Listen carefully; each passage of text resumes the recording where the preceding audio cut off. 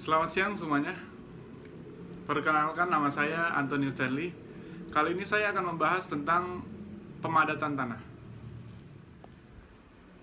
Jadi apa itu pemadatan tanah?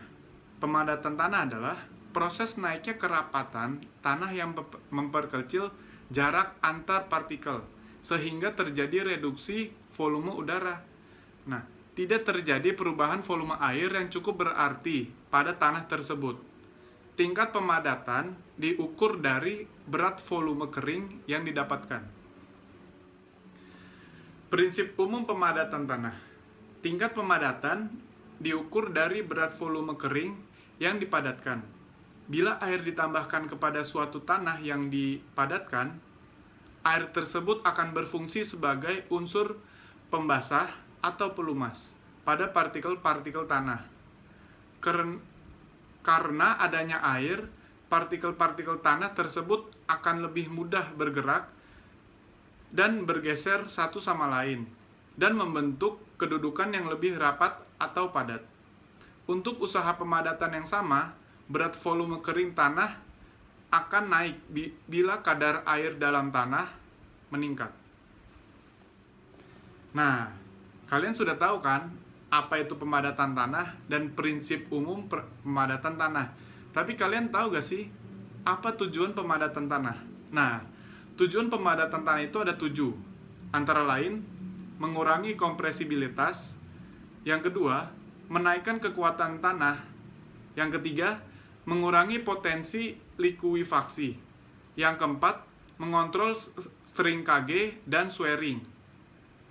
Yang kelima, mengurangi hydraulic compressibility. Yang keenam, menaikkan daya tahan terhadap erosi. Dan yang terakhir, yang ketujuh, mengontrol resiliency properties. Nah, kali ini saya akan membahas jenis-jenis tanah menurut ukurannya. Pertama itu ada kerikil. Kerikil atau biasa disebut gravel, ukurannya itu di atas 2 mm. Yang kedua itu ada pasir. Pasir itu biasa kita sebut sand, bahasa Inggris. Ukurannya itu 2 mm sampai 0,06 mm. Yang ketiga itu ada lanau. Lanau itu ukurannya 0,06 mm sampai 0,002 mm.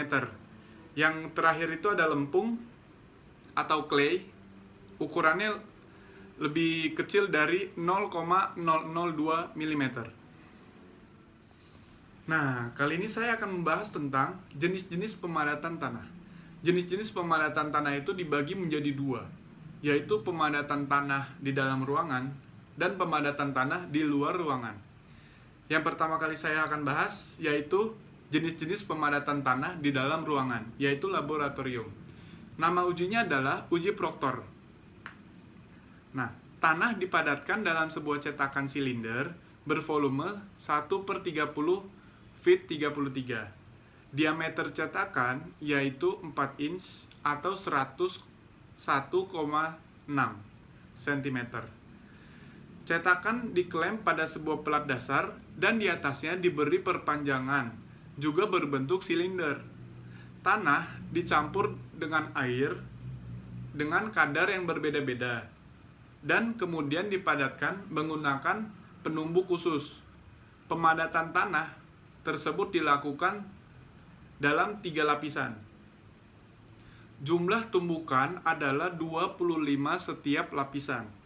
Berat penumbuk adalah 2,5 kg dan tinggi jatuh sebesar 12 inch. Nah, kalau tadi saya membahas tentang jenis-jenis pemadatan tanah di dalam ruangan. Nah, kali ini saya akan membahas tentang jenis-jenis pemadatan tanah di luar ruangan atau di lapangan. Yang pertama adalah penggilas kaki kambing. Penggilas kaki kambing berupa silinder atau drum yang mempunyai banyak kaki-kaki yang menjulur keluar dari drum. Kaki-kaki ini mempunyai luas proyeksi penampang sekitar 25 sampai 85 cm. Alat ini sangat efektif untuk mempadatkan tanah lempung tekanan kontak di ujung kaki-kaki kambing dapat mencapai antara 200 sampai 1000 PSI.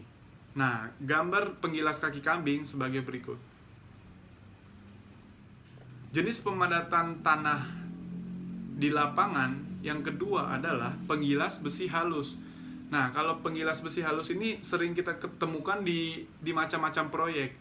Penggilas besi halus ini permukaan halus cocok untuk meratakan permukaan tanah dasar dan untuk pekerja penggilisan akhir pada timbunan tanah pasir atau lempung. Penggilisan tipe ini tidak cocok untuk pekerjaan yang menginginkan tingkat pemadatan yang tinggi pada lapisan yang tebal. Nah, berikut ini adalah foto penggilas besi halus. Nah, kali ini saya akan membahas tentang perilaku tanah pasir di laboratorium. Yang pertama, semakin padat, semakin baik.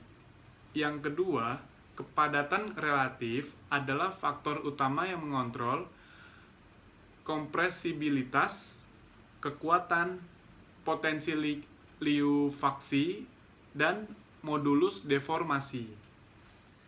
Nah, sekarang kita akan membahas tentang perilaku tanah pasir di lapangan. Yang pertama, pemadatan yang berbeda di lapangan akan menghasilkan struktur tanah yang berbeda pula.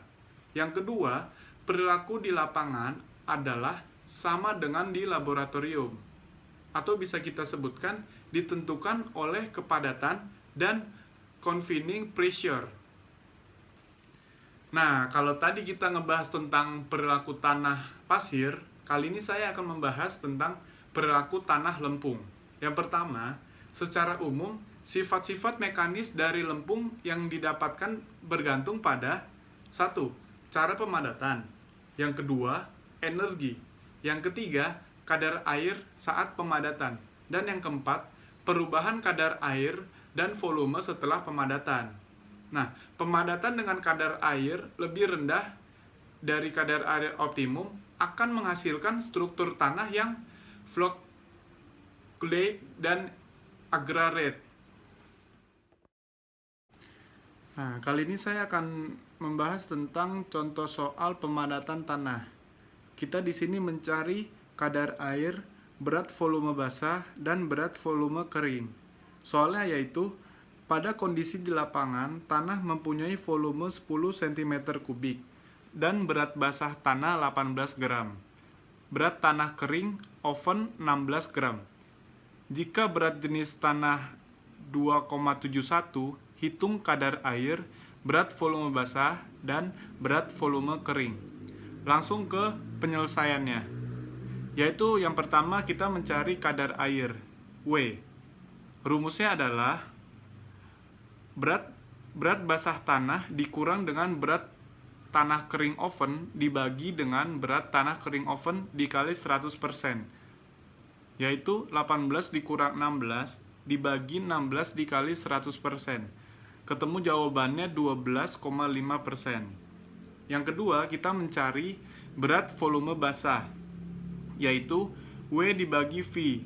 W-nya itu ya, karena kita mencari volume basah, jadi kita memakai W-nya si basah, yaitu 18 gram dibagi dengan volume, yaitu 10. Jadi 18 dibagi 10, jadi totalnya 1,8 gram per centimeter kubik. Yang ketiga, kita akan mencari berat volume kering, yaitu W dibagi V. W-nya itu tanah kering oven 16 gram dibagi dengan 10. 10 itu yaitu volume tanah. Jadi kita mendapatkan hasilnya 1,6 gram per centimeter kubik. Sekian penjelasan dari contoh soal saya. Terima kasih. Oke, mungkin itu saja penjelasan dari saya. Kalau ada yang kurang jelas, Anda bisa tulis di kolom komentar dan saya akan membalas Anda.